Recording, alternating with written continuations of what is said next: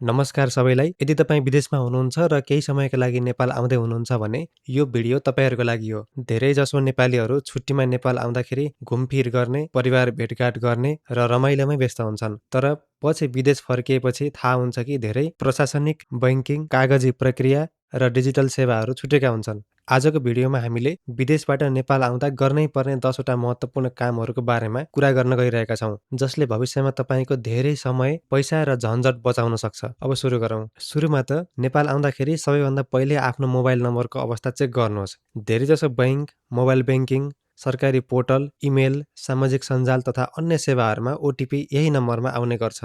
आजभोलि नेपाल सरकारले जारी गरेका पोर्टलमा पनि यही नम्बरबाट ओटिपी आउने गर्छ। त्यसैले यो नम्बरलाई सुरक्षित राख्नुपर्छ। यदि तपाईँसँग पुरानै नम्बर छ भने त्यो नम्बर अझै सक्रिय छ कि छैन चेक गर्नुहोस्। यो आफ्नै नाममा छ कि छैन भेरिफाई गर्नुहोस् र यदि छैन भने आफ्नो नाममा बनाउनुहोस्। आफ्नो परिचय पत्रमा यो फोन नम्बर दर्ता भएको छ कि छैन त्यो पुष्टि गर्नुहोस् र यदि भएको छैन भने त्यो दर्ता गर्नुहोस्। यदि यही सिम चाहिँ विदेशमा पनि प्रयोग गर्ने योजना छ भने इन्टरनेसनल रोमिङको विकल्पबारे बुझ्नुहोस्, अथवा नेपालमै त्यो सिम एक्टिभ राख्ने हो भने कसरी एक्टिभ गराइराख्ने भन्ने कुरा सोच्नुहोस्। आवश्यक परेमा विदेशमा प्रयोग भइरहेको नम्बर पनि सम्बन्धित सेवाहरूमा अपडेट गर्नुहोस्। यदि कुनै सिम लामो समयसम्म निष्क्रिय रह्यो भने कुनै दूरसञ्चार कम्पनीहरूले नियम अनुसार भविष्यमा त्यो नम्बर पुनः अर्को ग्राहकलाई उपलब्ध गराउन सक्छन् र कतै चाहिँ फोन नम्बर नै नचल्न सक्छ। त्यसैले आफ्नो महत्त्वपूर्ण बैंकिङ वा सरकारी खातामा कुन नम्बर जोडिएको छ भन्ने कुरा भेरिफाई गर्नुपर्छ। यदि तपाईँले अझै पनि नागरिक एप प्रयोग गर्नुभएको छैन भने नेपाल आउँदा यो अवश्य सेटअप गर्नुहोस्। यस एप मार्फत विभिन्न सरकारी सेवाहरू, व्यक्तिगत विवरण तथा सरकारी पोर्टल एउटै स्थानबाट हेर्न सकिन्छ।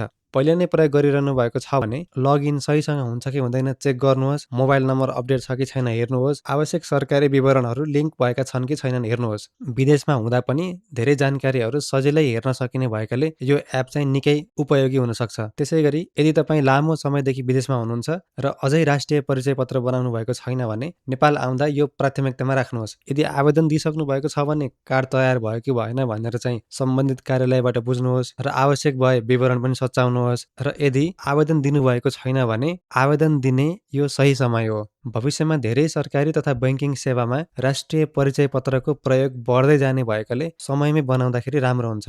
अर्को महत्त्वपूर्ण कुरा, यदि तपाईँ नेपालमा अलि लामो समयसम्म बस्नुहुन्छ भने आफ्नो पासपोर्टको एक्सपायरी डेट चाहिँ नजिकै आइसकेको छ भने नेपाल आउन साथ आफ्नो पासपोर्ट रिन्यू गर्नुहोस्। नेपालमै नयाँ पासपोर्ट बनाउने हो कि आफू बस्ने देशको नेपाली दूतावासबाट बनाउने भन्ने निर्णय चाहिँ आफ्नो अवस्था अनुसार गर्नुहोस्। यदि नयाँ पासपोर्ट बनाउँदाखेरि पुरानो पासपोर्टमा अझै पनि भ्यालिड भिजा छ भने धेरै देशहरूले पुरानो पासपोर्टमा भएको भिजा स्वीकार गर्छन् र यात्रा गर्दाखेरि पुरानो र नयाँ दुवै पासपोर्ट सँगै बोकिन्छ। तर सबै देशको नियम एउटै हुँदैन। त्यसैले आफू बस्ने देशको इमिग्रेसन वा एम्बेसीको नियम के छ बुझ्नुहोस्। अर्को कुरा, यदि तपाईँसँग प्यान नम्बर छैन भने यही बेला चाहिँ बनाइहाल्नुहोस्, किनकि हजुर जहाँ भए पनि धेरै आर्थिक तथा कर सम्बन्धी काममा यो प्यान आवश्यक पर्न सक्छ। यो पनि अनलाइनबाटै बनाउन मिल्छ। विशेष गरी व्यवसाय, freelancing, online income, content creation, tax सम्बन्धी काम भविष्यमा आवश्यक पर्न सक्ने भएकाले पहिले नै बनाइराख्दाखेरि सजिलो हुन्छ। बिजनेस भएकाले मात्रै होइन, सबैले बनाउँदाखेरि राम्रो हुन्छ, किनकि त्यो प्यान नम्बर धेरै ठाउँमा काम लाग्न सक्छ। तर यदि अनलाइन कामहरू र कन्टेन्ट क्रिएसनका कामहरू विदेशकै ट्याक्स आइडी युज गरिराख्नु भएको छ भने विदेशको डकुमेन्ट राख्दा पनि हुन्छ। तर नेपालको प्यान नम्बर लिन चाहिँ नबिर्सनु होला। त्यसैगरी नेपालमा धेरै ब्याङ्कहरूमा अनावश्यक खाता खोल्नुको सट्टा आवश्यकता अनुसार एउटा वा दुईटा खाता पर्याप्त हुन्छन्। नेपाल आउँदाखेरि केवाइसी अपडेट गर्नुहोस्, राष्ट्रिय परिचय पत्र वा आवश्यक कागजात अपडेट गर्नुहोस्, मोबाइल नम्बर सही छ कि छैन जाँच गर्नुहोस्, एटिएम कार्ड र मोबाइल ब्याङ्किङ चलिरहेको छ कि छैन हेर्नुहोस्, अनि त्यसपछि इन्टरनेट ब्याङ्किङ चाहिँ एक्टिभ छ कि छैन भनेर चेक गर्नुहोस्। कतिपय अवस्थामा विदेशबाट अनलाइनमै हेर्न मिल्छ यो सबै कुरा, तर सधैँ नमिल्न सक्छ। विदेश फर्किएपछि यिनै कुराको लागि नेपाल आउनुपर्ने अवस्था नआओस् भन्ने उद्देश्यले अहिले नै सबै कुरा मिलाउनु पर्छ। आजकल नेपालमा धेरैजसो भुक्तानी डिजिटल माध्यमबाट गर्न सकिन्छ, जस्तै कनेक्ट आइपिएस, ई सेवा, खल्ती, आइएमई पे। यी सुविधाहरू मध्ये कम्तीमा दुईवटा सेवा सक्रिय राख्नु राम्रो हुन्छ।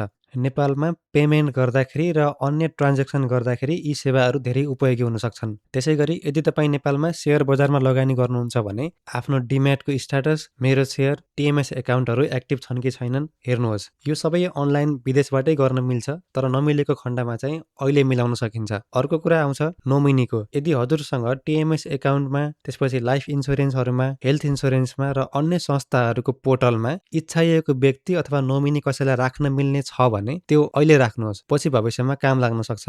त्यस्तै यदि नेपालमा लाइफ इन्स्योरेन्स, हेल्थ इन्स्योरेन्स वा अन्य बिमा छ भने आफ्नो अवस्था अनुसारको डिसिजन लिनुहोस्। यदि स्थायी रूपमा विदेश बस्ने योजना छ भने कुन बिमा आवश्यक छ र कुन छैन भन्ने विषयमा सम्बन्धित बिमा कम्पनीसँग बुझेर र आफैले पनि एनालाइसिस गरेर निर्णय गर्नु राम्रो हुन्छ। इन्स्योरेन्सको पेमेन्टको प्रोसेस राम्रोसँग बुझ्नुहोस् र इन्स्योरेन्समा पनि नोमिनी राख्नु भएको छैन भने राख्नुहोस्। अर्को इम्पोर्टेन्ट कुरा भनेको यदि भविष्यमा विदेशमा पढाइ वा कामका लागि कहिलेकाहीँ चाहिँ एजुकेसनल सर्टिफिकेट इक्विभ्यालेन्सी पनि आवश्यक पर्न सक्छ। त्यसैले नेपालमै हुँदाखेरि प्रक्रिया बुझ्नुहोस्। सम्भव भएसम्म आवश्यक आवेदन पनि अघि बढाउनुहोस्। यसले विदेश फर्किएपछि अरूलाई कागजात पठाएर झन्झट गर्नुपर्ने अवस्था कम हुन्छ। तर यदि विदेशबाटै अनलाइनबाटै सजिलै हुन्छ भने त ठिकै छ। यी थिए विदेशबाट नेपाल आउँदाखेरि गर्नै पर्ने पहिलो 10 वटा महत्त्वपूर्ण कामहरू। अर्को पार्ट 2 मा हामीले पुलिस क्लियरेन्स, अन्य कागजात, ड्राइभिङ लाइसेन्स, जग्गा सम्बन्धी, त्यसपछि ट्याक्स क्लियरेन्स लगायतका अझै महत्त्वपूर्ण विषयहरू बारे विस्तृत रूपमा कुरा गर्नेछौँ। यदि यो भिडियो उपयोगी लाग्यो भने लाइक गर्नुहोस्, सेयर गर्नुहोस् र सब्स्क्राइब गर्न नबिर्सनुहोस्। यसै सम्बन्धी अर्को भिडियो पार्ट 2 पनि हेर्नुहोला। धन्यवाद।